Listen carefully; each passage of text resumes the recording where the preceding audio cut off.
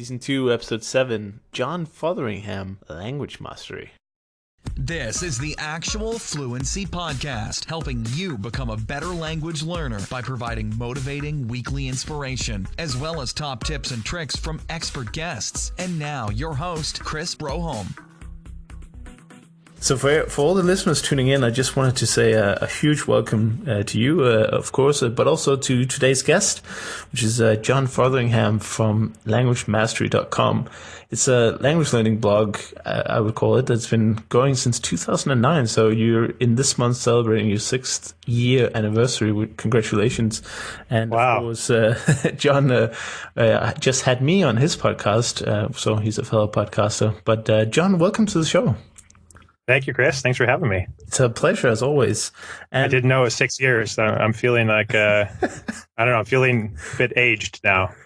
It's like a fine wine. It's super cool. You know, I was just looking through the archives and it said April 2009, so yeah. Unless my math is completely off, then... No, I think you're right. I think you're right. That's about 6 years. I hadn't looked at that.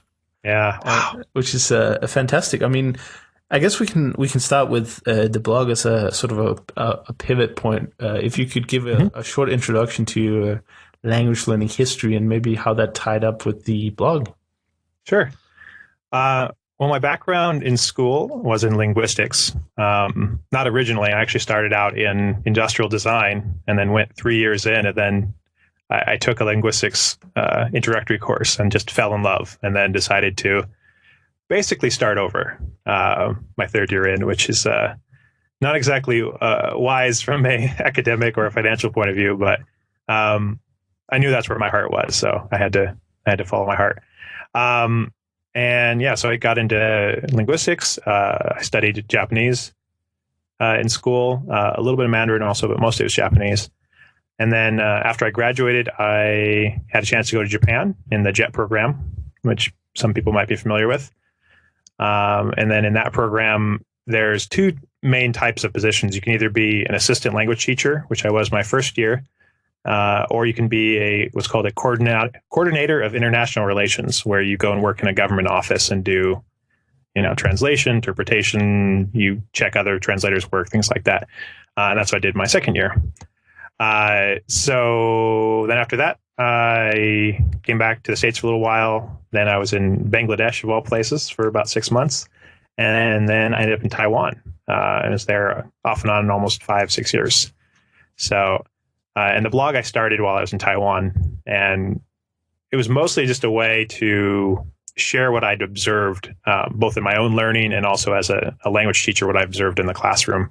I just felt that there were so many people going about language learning in such a inefficient way. As I've observed in many domains, what is normal is not necessarily right, or what is common isn't necessarily normal. Maybe is a better way to put it. So I just wanted a place to share my thoughts, and my friends and my girlfriend at the time were tired of listening to me ramble on and on about what was wrong and what could be better. So I thought, well, I'll go and find my own online soapbox, and and that's how Language Mastery came to be. Yeah, fantastic, and obviously been going strong for a while. When you first, I wouldn't say going strong. It's been a lot of. There've been some periods where I didn't really touch it, and then other times when I've been extremely, productive on it. So it's kind of hit and miss. I see it as an analogy to language learning itself. You'll keep going, and you'll be successful. But if you do a blog and do 5 months and then say, I think I'm done now, then you'll never get to the point where you have tons of awesome articles. And when you look through your archives, there are just so many evergreen topics that people presumably find through either social media or on Google that are helping them learn languages. So I hope so. You could have quit 5 years ago. Yeah. Said, yeah. This is not for me, but you kept it up, even though you maybe didn't follow the same posting schedule. You still kept it up, which is the important bit, right?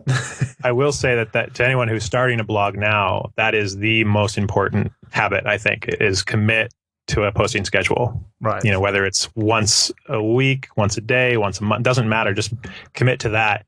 And the same is true with learning a language, of course, is commit to some modicum of study time every day. It doesn't have to be a lot. It can be, 5 minutes, but just commit to that. I think that's something that of different methods, or you can use videos, audios, or textbooks or whatever. You can mix it up too, but particularly for blogging. And I think blogging is really powerful for learning languages because it gives you that unrealistically good sense of accountability. You just have to do it. Yeah, I mean, it's not that you put something out and let's say, I want to learn Swedish in 3 months, and then that instantly gives you the pressure.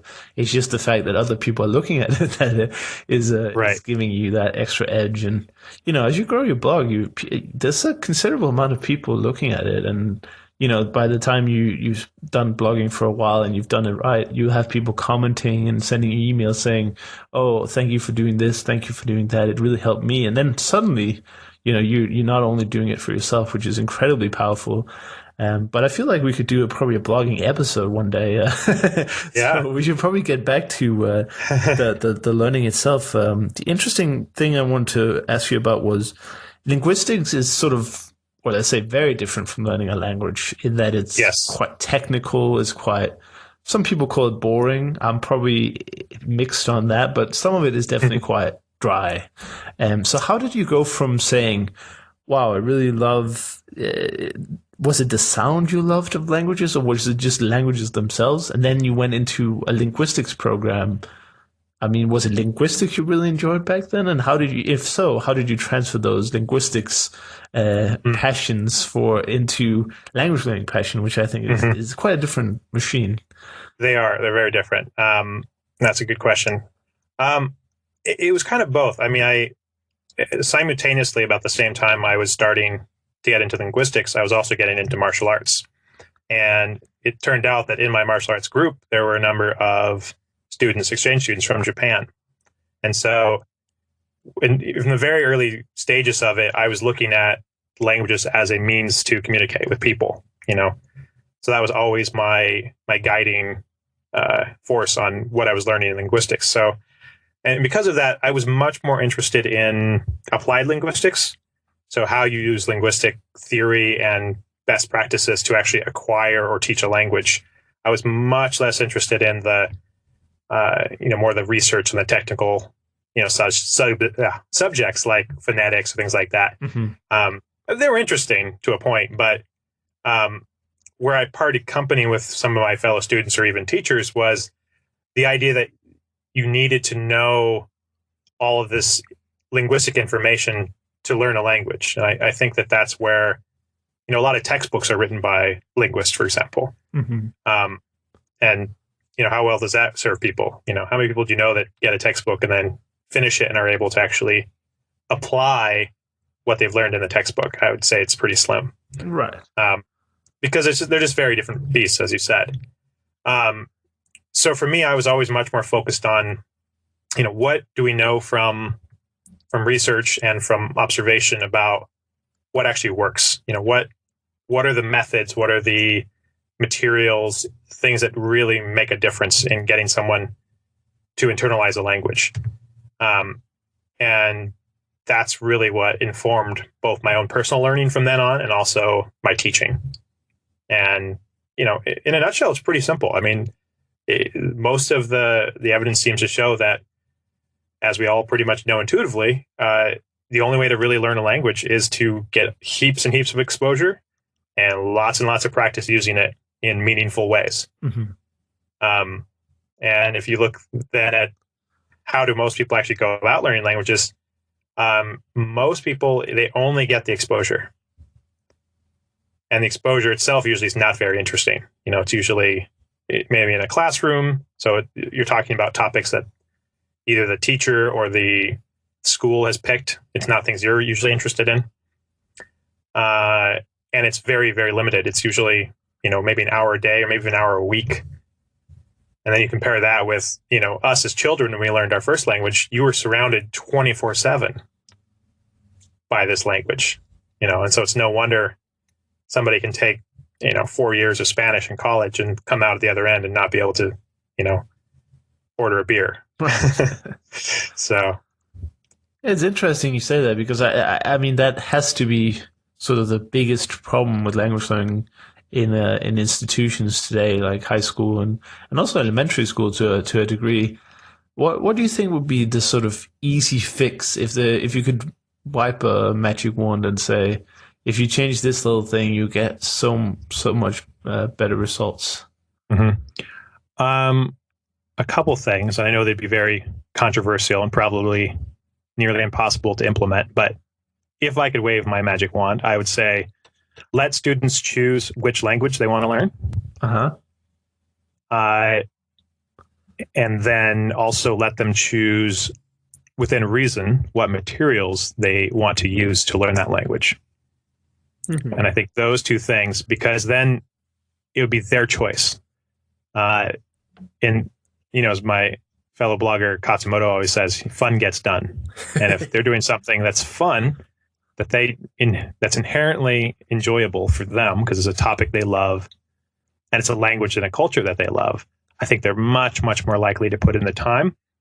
And also the material is going to stick that much more because our brains are very, very, very efficient at cutting out stuff they think is not important. Yeah.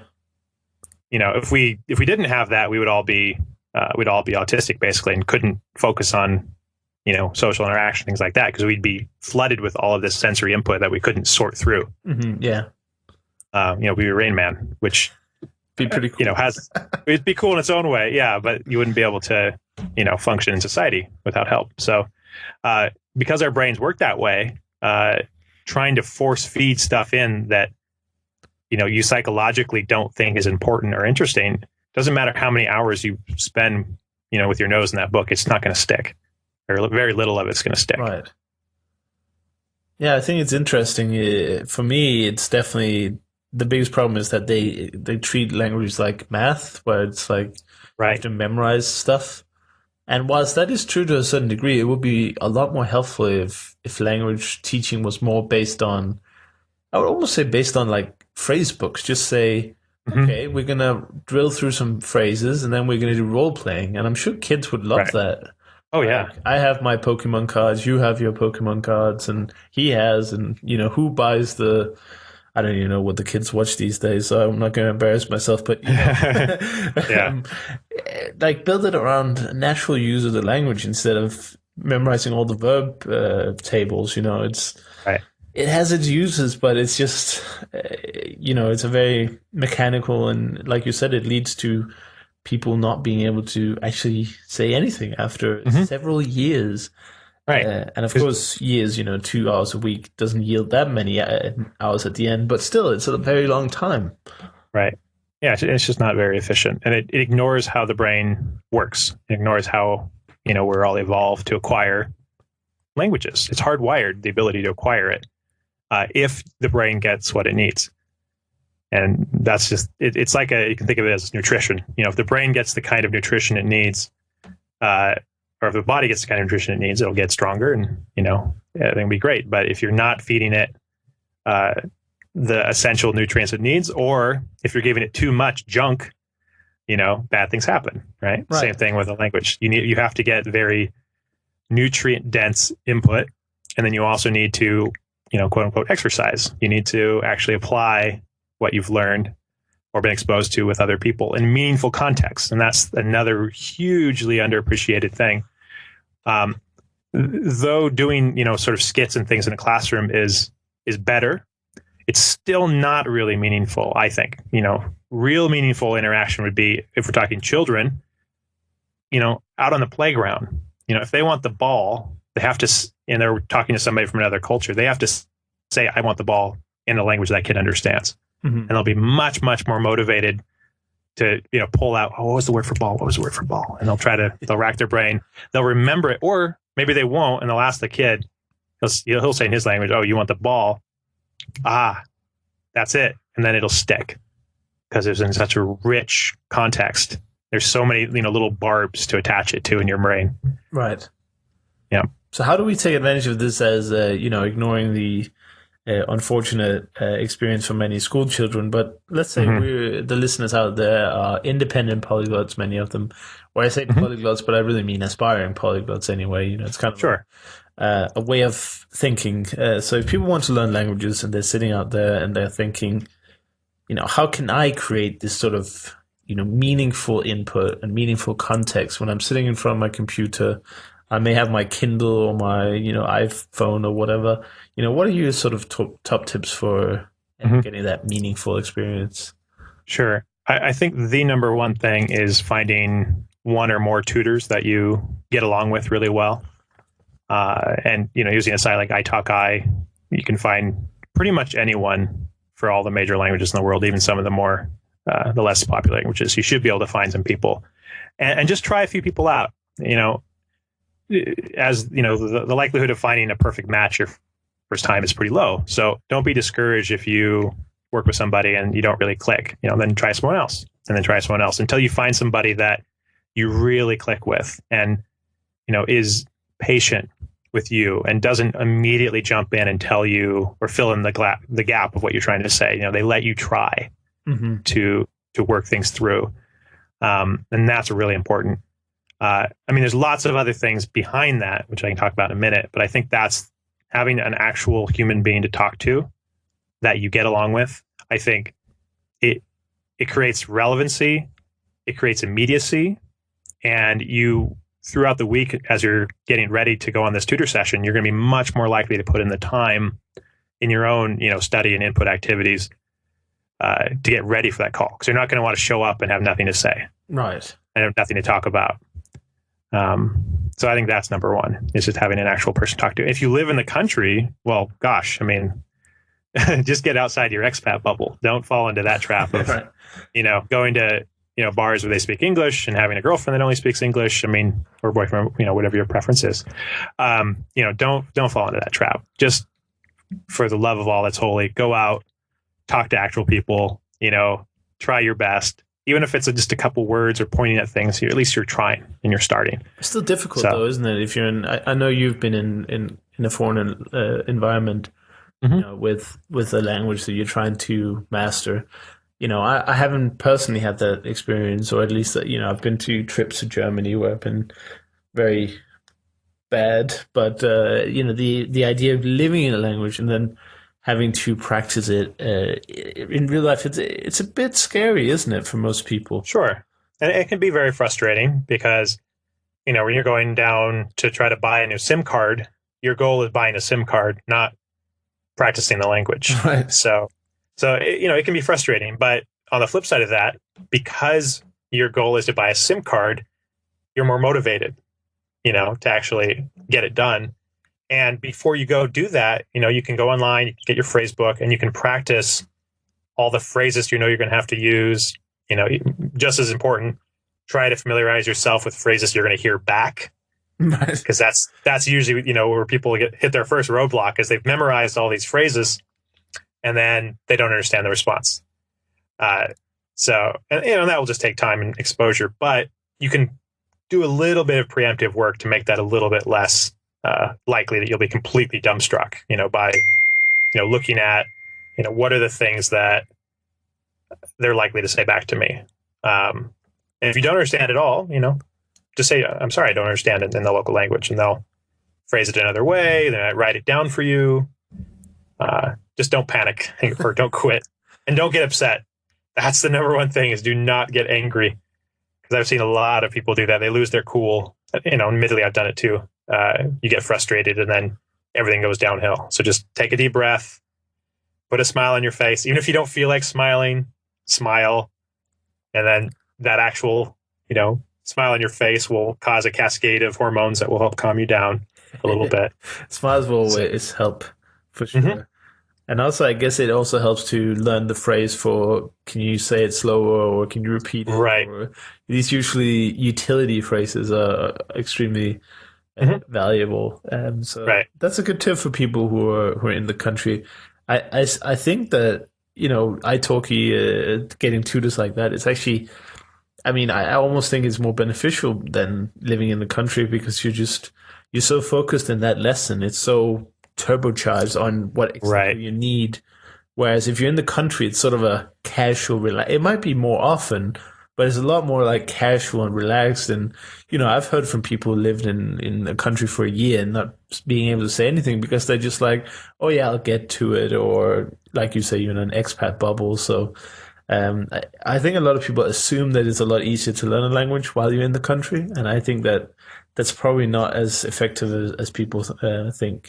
Definitely, if you can create a really good environment at home, I think that's very powerful as well. Which you certainly can. And that's, the next few things I would say to focus on are all those things of, in 2015, there is absolutely no excuse to say, oh, I can't learn whatever language because I don't live in that country. That is a complete, just utter nonsense excuse. Right. But so many people still believe it. I hear it all the time still. And I almost want to just have a little sign or something I can just hold up instead of having to go through the same diatribe again about how we can change that. It's like when I tell people I'm learning Russian, people are like, oh, when are you going?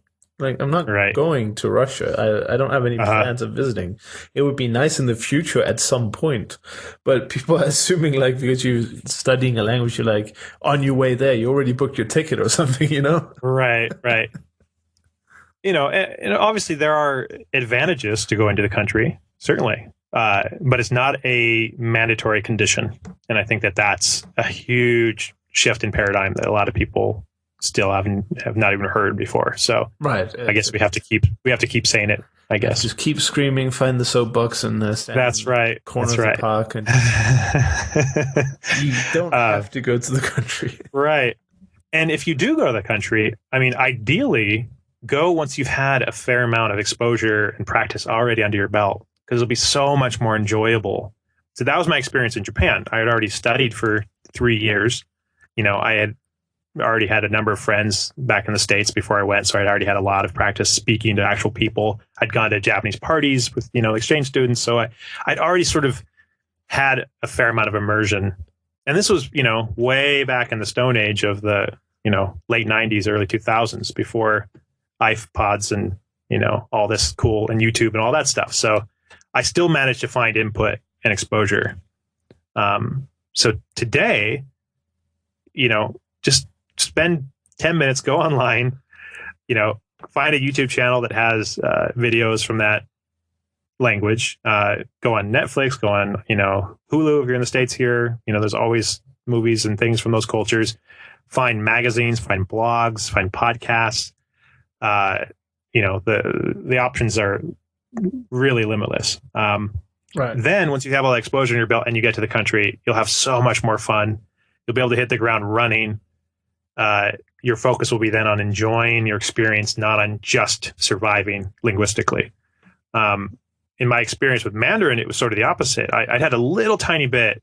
I had 1/4 of Mandarin in school, but that had been many years before. And so when I actually got to Taiwan, I really didn't have much under my belt. I could read a lot because of my experience with Japanese. A lot of the characters overlap, but in terms of speaking, I was really, really, really limited.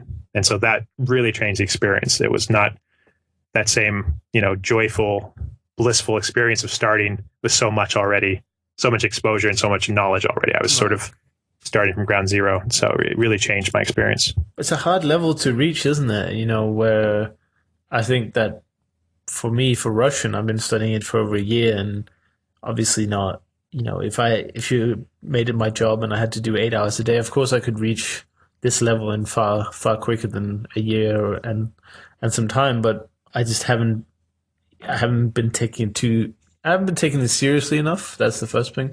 But secondly, also I've been taking it very casually. I don't think that's a problem, but for me, what was really difficult in terms of input, what we were talking about now, was that it took me a long, long time to get to a point where I could actually make any sense of any kind of native material.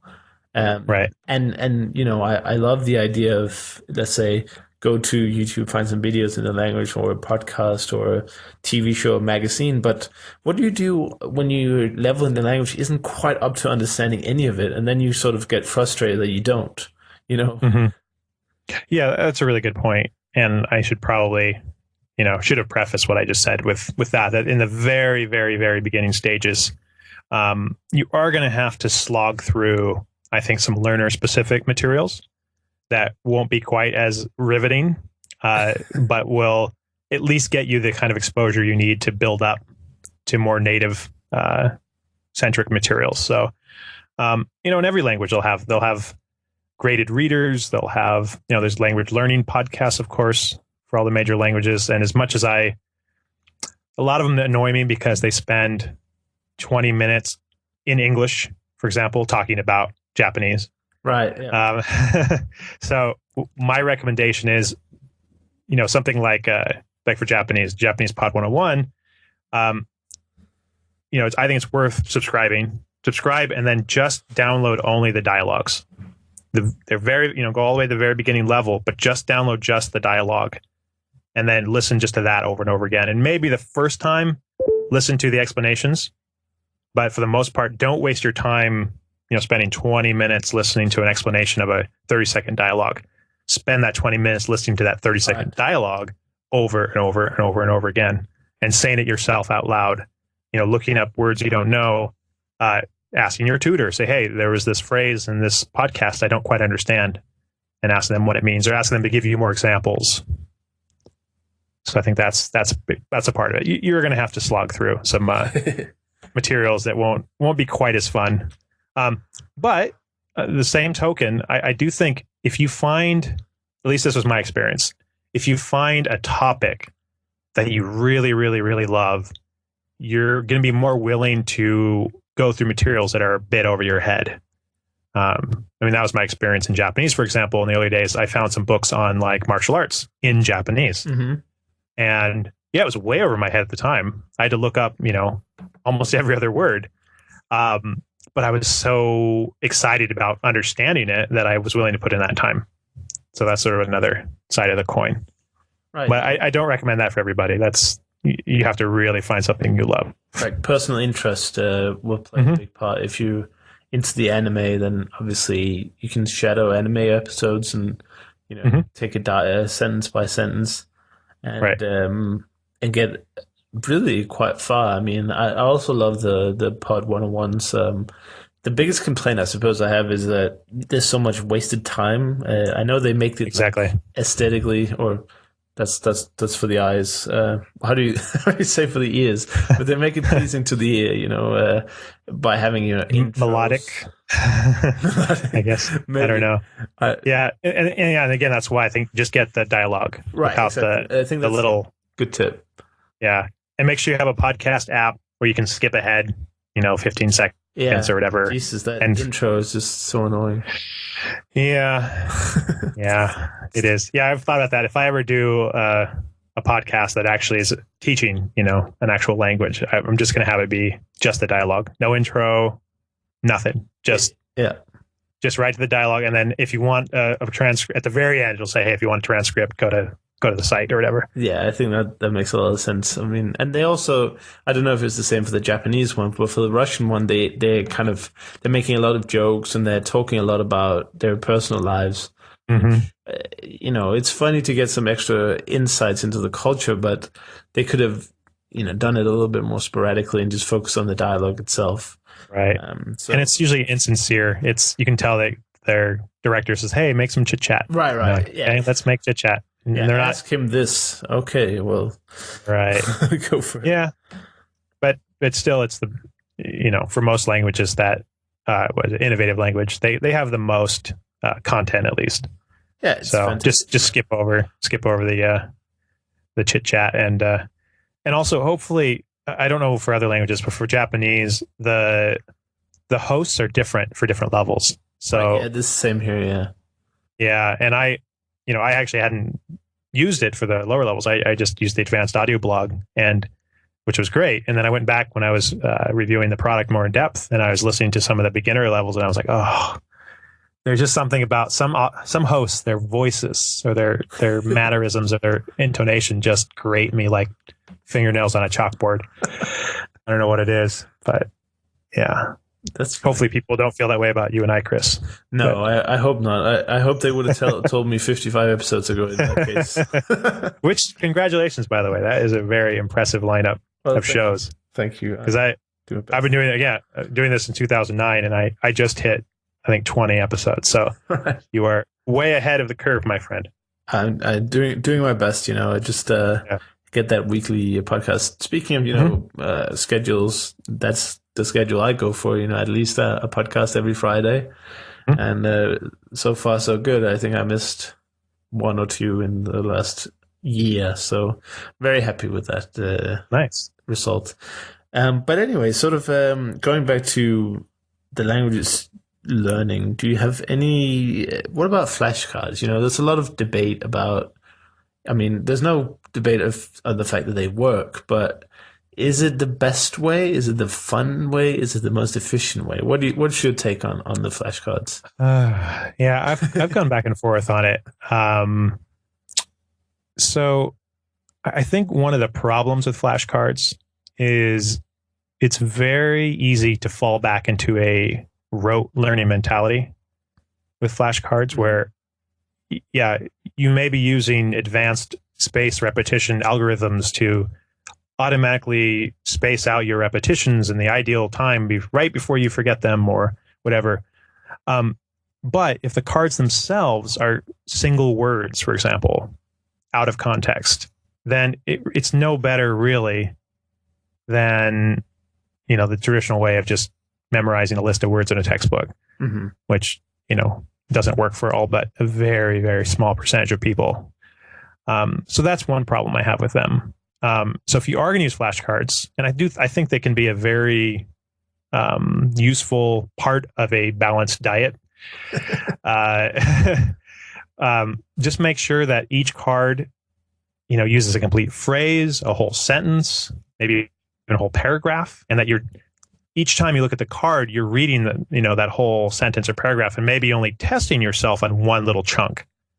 Katsumoto calls this massive close deletion cards, where you have like a whole paragraph, but then there's just like one, particle in Japanese or one kanji that you're testing yourself on, and maybe you just write that part, in English or in, Romaji, the Romanized Japanese or something like that.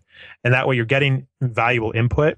And ideally, these flashcards were not something you just downloaded. They're something you created yourself from manga or anime or other things that you're learning. So that's relevant, it's interesting, and it's not just,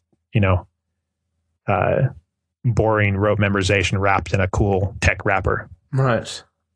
Yeah, I think it's interesting. I've been, like you, going a little bit back and forth recently because there's no denying the effect of flashcards, even single word flashcards. If you do it every day with your Anki Memrise or whatever software you use, you will learn words.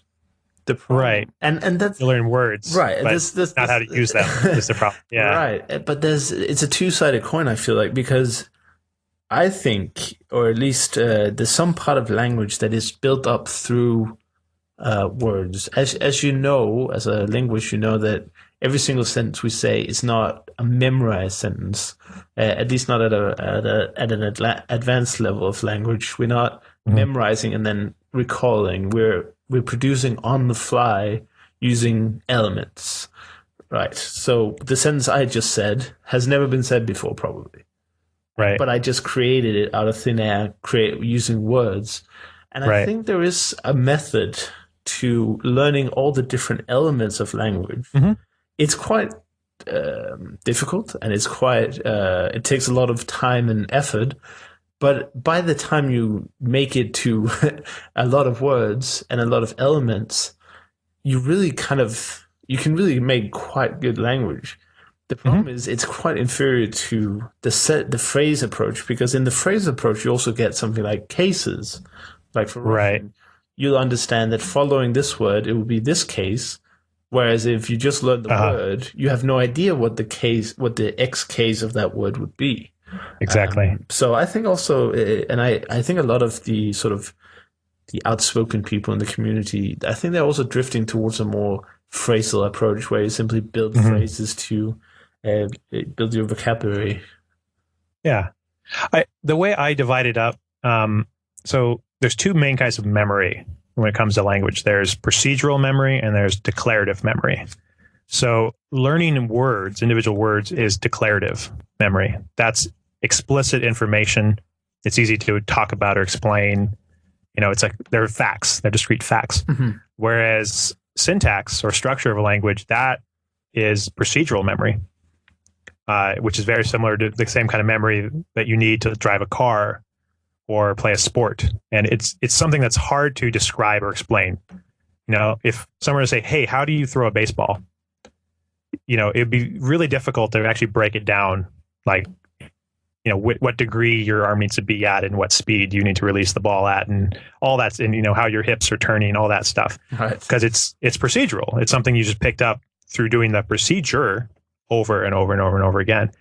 So I think we have that distinction. And so what you said about the components, I think, is very, very true and a very good point. And that would be more toward the declarative memory side, which is where I think flashcards traditionally have been helpful, is in filling up a big reserve of declarative memory information about the language.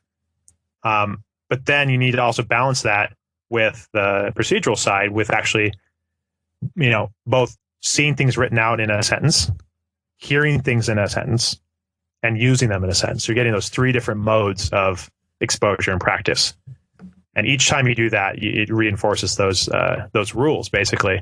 And that's why I always say, quoting Farber, where he said, "You do not have to know grammar to obey grammar." Right. And people always, I think, take that out of context and think, oh, you don't need to study grammar, or grammar doesn't matter. You can just say whatever you want and be understood. That's not what he's saying. That's not what I'm saying.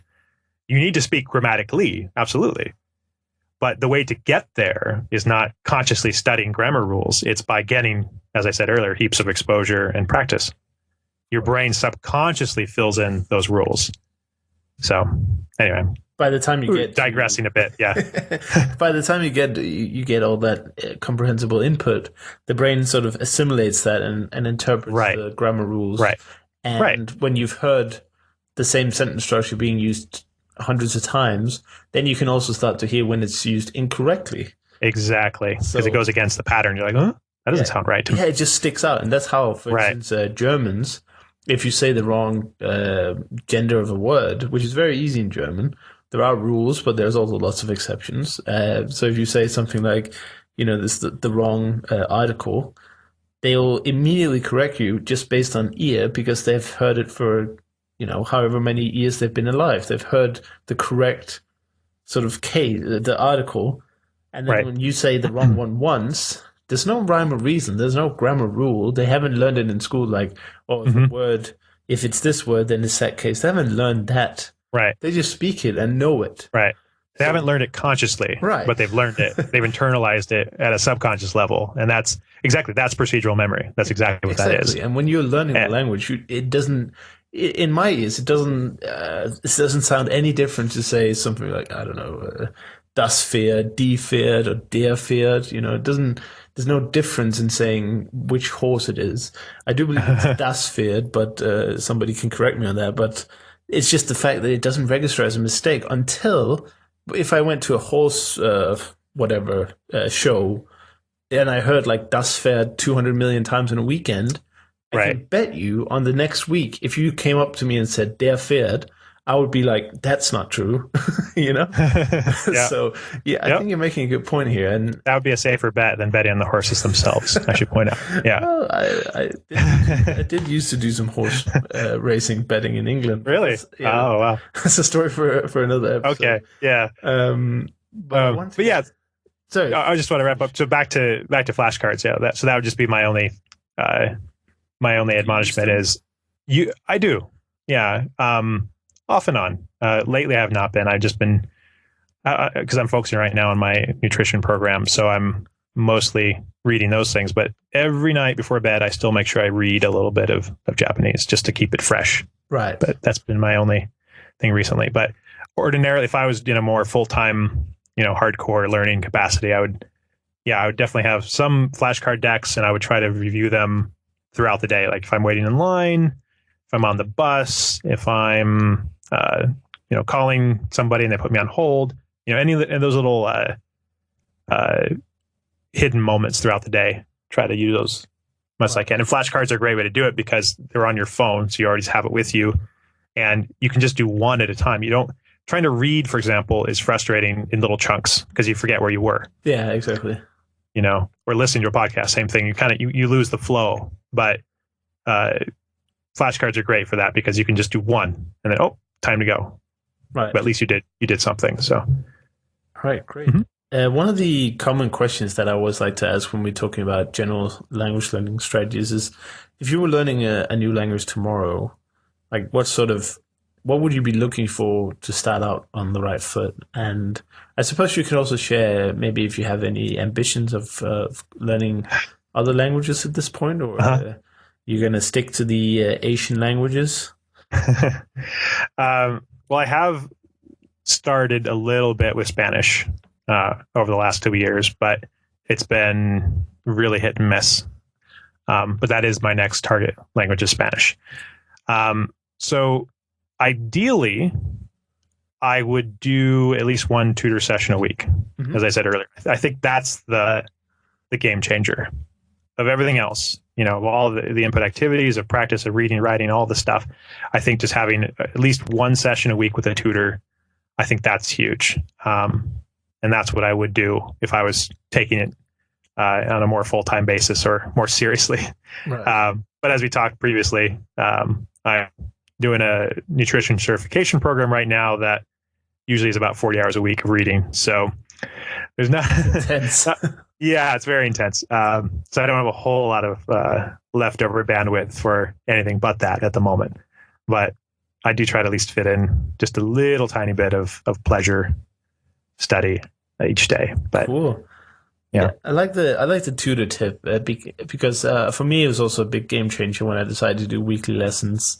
But I think the biggest point is you're in a forced structure situation, kind of like, a lot of people, if they were independent sort of entrepreneur freelancers, and if you ask them to do their jobs on their own sort of time schedule and whenever they wanted to, I think you'd lose a lot of productivity in general, and people would just struggle. But because people usually have to show up at work at, let's say, 8 or 9 in the morning, and they know they leave at 4 or 5, then they're like, oh yeah, I might as well do some work in between, right?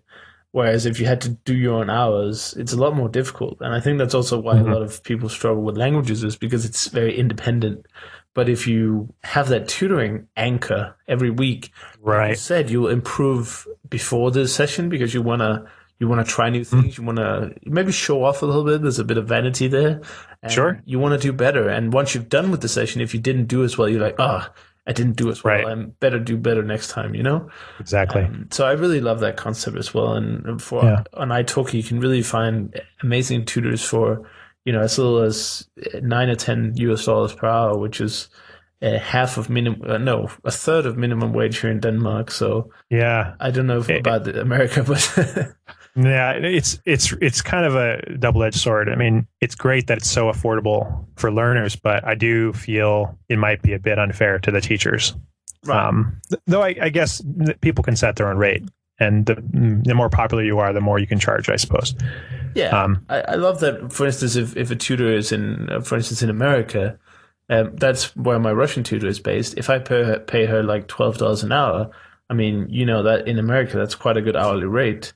So I'm actually doing her a better job in that if she was like, I don't know, Burger King or McDonald's or something. And I also think it's a good idea to, if you have a good tutor and she's doing a lot of, or he or she is doing a lot of good work for you, occasionally tipping them, I think is totally a good idea. I had an italki challenge, the New Year's challenge, and my tutor is just fantastic. Every time I Skype, she answers within almost an hour all the time, unless she's in a tutoring with other students. And after the italki challenge, which was like 20 hours in a month and something, and she's just been doing so much for me, and we always go over, even if it's just 5 minutes over every lesson, that adds up, I feel like. Sure. So I just booked like 3 hours of lessons, and she was like, what do you want to do for lessons? And I was like, I think we just don't have the lessons, She's like, no, really? You sure? And, she was so happy for that little gesture of kindness that it's really thoughtful. I can't recommend it enough. Just if your teacher is doing such a good job for you, show some love and respect. Send them some flowers or a Christmas present, or Right. whatever. Yeah. I think that's Yeah. an amazing little Absolutely. gesture. Yeah. I will also say that just to make it mutually beneficial, set out in the very beginning what your expectations are for the sessions too. Are you expected as the learner to bring topics to discuss, or is that for the tutor to bring? Is it just casual chit chat, or are you going to talk about a specific topic each time? Are you going to bring questions? Should you send those questions beforehand so they have a chance to look them over and look up things they might need to look up? Because as we talked about a minute ago, native speakers are fantastic at telling you what sounds strange, but they won't necessarily know why. Right. And you, as a non-native speaker learning a language, often we want to know why. We're interested.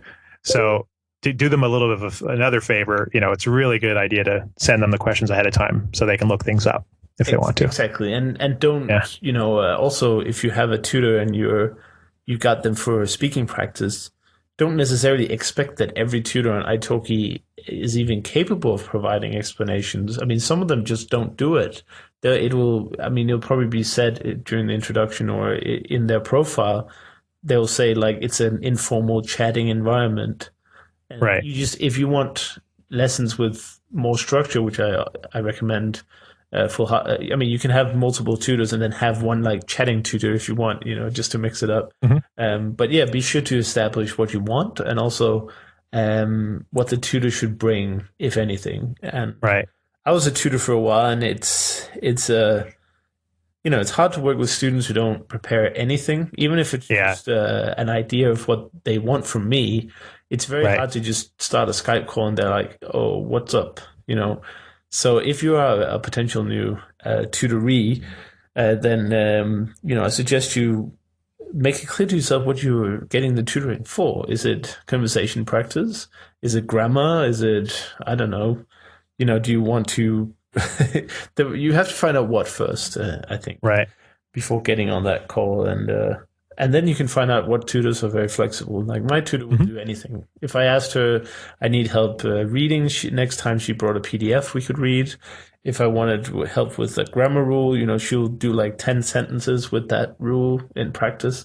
So, and also this is also part of the reason that I wanted to reward her. But, find that awesome teacher and tutor that you click with and just set those ground rules. I think that's a fantastic tip. Absolutely. But anyway, we could probably keep going again about this topic. But before we finish here, I just wanted to talk briefly about your language guides. Sure. First of all, I think it's interesting when learners of a language decide to sort of pass on the love, so to speak, and create materials that can help new learners of the language. And I think it's very powerful because you have some, like we just said, native speakers are not necessarily the best teachers. So you have some unique insights into the learning of the language. But tell me how you decided to make your mastering Japanese and Mandarin. Yeah. So started off with Master Japanese rather, and then I later made a version for Mandarin as well. So it's basically, it's an anti-textbook in a lot of ways. Just as I said before, there's so much online now. There's so many resources. There's so much content available. It can be kind of difficult to know where to start, I think, in the beginning. So my idea initially was just, I'm going to put together recommended resources. And that's sort of where it started. It was really just a very, very comprehensive collection of resources for, listening, speaking, reading, and writing. But then it gradually expanded, and then I added, more of the how-to learn information. So there's, tips on, how to set effective goals, how to work with tutors, like we've just been talking about, how to learn kanji specifically. A lot of people, they think that's the most difficult part of learning Japanese or Mandarin is the Chinese characters. But I think if you do it in a adult-friendly way, which I talked about in the guide, it can actually be, I think, one of the most enjoyable parts of the learning journey. And people will be very impressed that you've learned, literally thousands of characters in a fairly short amount of time, right, if you do it in the right way. So they expanded that. Then I started including a bit more, about the language itself. I've always been very careful. I don't want to create just another, textbook or it's not a course either. There's plenty of that out there. I think that's not what the whole is. The whole I thought was, what should you use and why and how, really. So that's what I focused on doing. Right. Yeah. Now it's up to, I think the guide is just under 400 pages. And I have worksheets. I have, the kanji lists. I have cheat sheets for, all the verb conjugations, things like that. For the complete package, I have, you can give a gift to a friend. You can give one free copy to a friend. You get free lifetime updates of the guide. Every time I update it, you get a free version update. You can also get discounts. So I've negotiated some discount codes with some of the best, sites and apps that I really enjoy and use myself. Things like Skritter, Lingualift, Japanese Pod 101, things like that. Cool. So it's everything I wish I would have had when I started off in Japanese, but didn't have, and had to kind of learn the hard way and, find the resources myself, things like, which music artists to listen to, or, where to find their music and how to download it, and where to find lyrics, things like that. Right. Where to find, anime and manga and things like that. That's super cool. Yeah. And one thing I noticed, obviously I know a lot about this space, the language learning software and courses and guides and everything. And, for the amount that is in the total package there, for speaking specifically for the Master Japanese, I think that it's priced incredibly reasonably at $79 as the listing price. But I think we can do better. And you were talking about a discount code just before we went live. Mm-hmm. Is that something we can go ahead and share with the listeners? I suppose so. Only for you, Chris. Fantastic. All right. So I've put together a code. It's Ninja-tastic. So NINJATASTIC. And that will give people 25% off, either just the guide, which is $39, or 25% off the complete package, which is $79. Wonderful. And that's for people who are interested in learning Japanese or Mandarin. Yeah, that'll make that work for both guides. So I should point out the Mandarin guide, I'm just about to release version 2.0. And then that's also going to it's going to be much, much more expanded.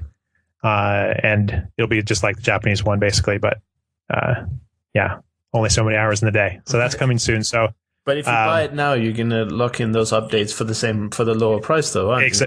That's true. That is true. Yeah, people get grandfathered into that. So yeah. Yep. So I mean, that's another discount in a way. Yeah. If you buy, exactly. Because right now, just the Mandarin side, it's just $39 for everything. So right, people can get grandfathered in to the complete package. That's so wonderful. Yep. Well, John, thank you so much for taking the time as well, and thank you for having me on the show. I guess we should just tell people, if they're interested, to hear the reverse of this. I mean, yes. I don't know if it is really reverse, or we're just continuing from last time. Yeah, I think we touched on some similar topics, but I think I was really intrigued by your sort of your background and your story of how you got into languages. It was really inspiring, that your life, was so profoundly changed by languages. And I think that's really neat. Well, so I highly recommend people go hear your story more, which they may already know from your other shows, but yeah. No, I don't. I mean, I haven't done many interviews, and I certainly haven't done so many completely frank interviews where we just dug into the skeletons of the past. But yes. So it is difficult, and I hope that people will listen to it, and I don't expect many to have the same kind of background, but I know that a lot of people have different things. Maybe their dog died and then they've got really bummed down by it, or maybe their girlfriend left them, and we all feel these kind of depressive, cyclical states during our lifetimes, don't we? So my total life vision is just if I can help anyone by just, all I'm doing is just sharing my story. And, it's not easy.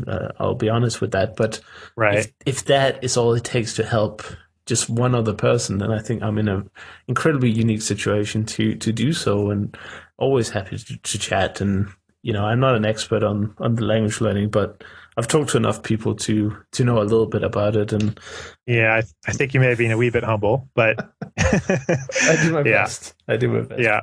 But thank you so much, John. People can go to languagemastery.com/show. They can browse the podcast there. Fantastic. And it will be in one of the latest episodes, and people can also go there to find the language guides if they're interested. And just check out the site. It's been 6 years in the making, so there's a lot of good stuff there. Some of them might be dig a little bit deep, but keep digging and you'll find the gold. All right, thank you, Chris, so much. I appreciate that. You're welcome. It was a pleasure. Thank you for listening to the Actual Fluency Podcast. If you would like to get more out of the podcast, check out the VIP Club by going to actualfluency.com/VIP.